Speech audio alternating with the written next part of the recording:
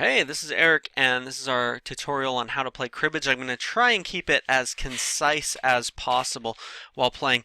I just want to give a shout out to cardgames.io. This is a website I like to play card games on. It's got great instructions. If you scroll down here, you can see the full instructions, the play, and all of the rules there. It's a fantastic website, so I encourage you to play on there and check that out. So this video I'm going to try and explain how to play cribbage. I have another video where I showed me playing an entire game. It's like 20 minutes long though, so it's a little excessive. This one here I'm going to try and keep a little shorter. There are two basic parts of scoring in cribbage. So let's go ahead and get started. With this, first off, the person who gets the lower card deals, and Bill, the cheater, goes first. Dealing is a big advantage at the beginning because it basically gives you the option of having almost twice as many points because you get the points from the crib and from your hand. So this is our first evidence number one that Bill is a cheater. But let's go ahead and talk about the point purpose of cribbage, how points are scored, and that way that's what makes you decide at the beginning which cards to keep and which to get rid of. So these are the cards that I'm dealt with at the very beginning, and this is actually a really good hand if I could keep all of them. What you're looking for is to make pairs of cards, so like these 10s and these 8s, those are good. That would be 2 points for a pair, 2 points for a pair. We also have numbers that add up to 15 are worth 2 points, so this 4 plus 1 is 5 and 10, so that would be 2 points there and 4 points there for that 10. So that's actually what I'm going to keep, which is bad. I'm actually giving this pair of numbers to Bill. By doing that, I'm going to guarantee something bad for myself.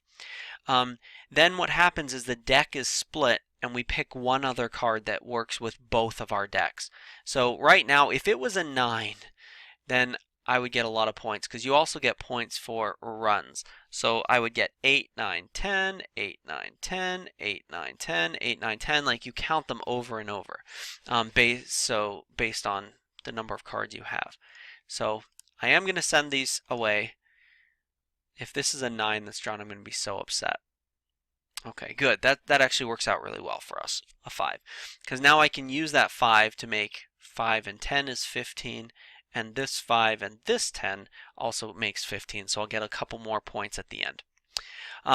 Now is the gameplay part, where we lay down cards.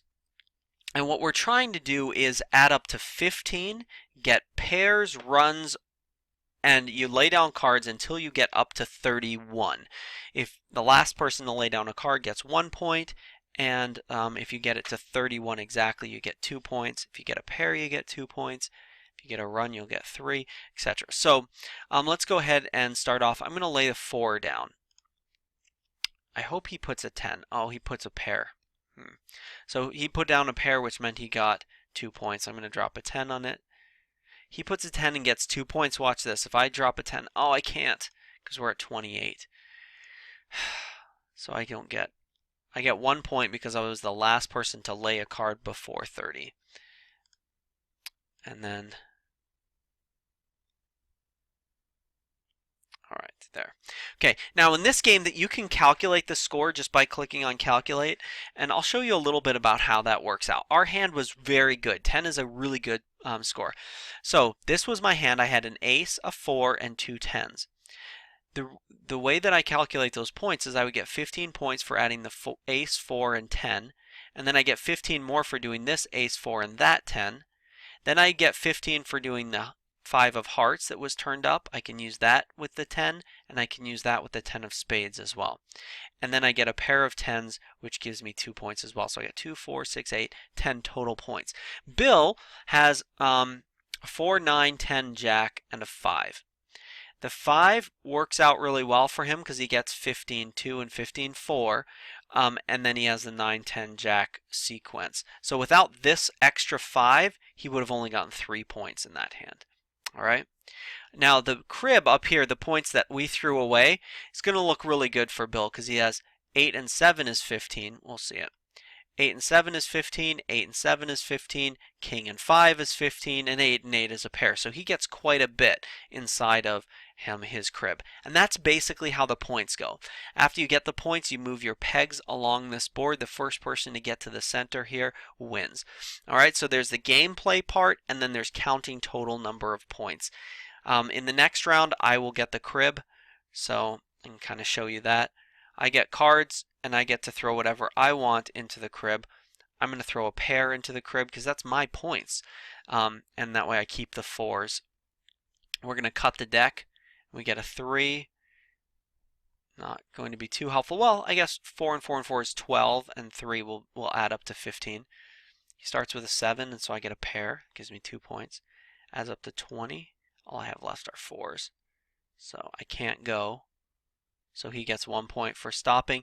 See this? He got 5 points. That's because he had 4, 5, 6, 7. They're not in the exact order, but they are sort of in order. So he gets points for those. All right. 4, 5, 4 doesn't help me out too much. I get 1 point because I'm playing the last card. Notice every time you get 1 point, you move your pegs along this board towards the finish. All right, we'll calculate scores real quick for this round. Bill's hand, he got 12 points because of all of those sequences, right? 5, 6, 7, 5, 6, 7. The 3 helped him get a couple of 15-point things, and he had that pair. For my hand, I had a really good hand, mainly because of this 4, 4, 4. It's worth 6 points to have 3 of a kind, which is fantastic. My crib, worth 3 points. This is a good thing to show. If you have a jack that is the same suit as the turned over card here, you get 1 point. So that's nice. And then I had the pair of queens that I gave to myself. So that's kind of a weird rule that very rarely comes up. But if you do have the jack, it can be worth 1 extra point. All right, so that's the basic rules of cribbage. I hope that video was helpful for you. Again, come to cardgames.io for lots of fun card games you see up here. It's a really great website, nice and clean, family friendly, except that Bill's a cheater and I hate him. But other than that, it's a great site. All right, have a great day, guys, and I'll see you in our next tutorial.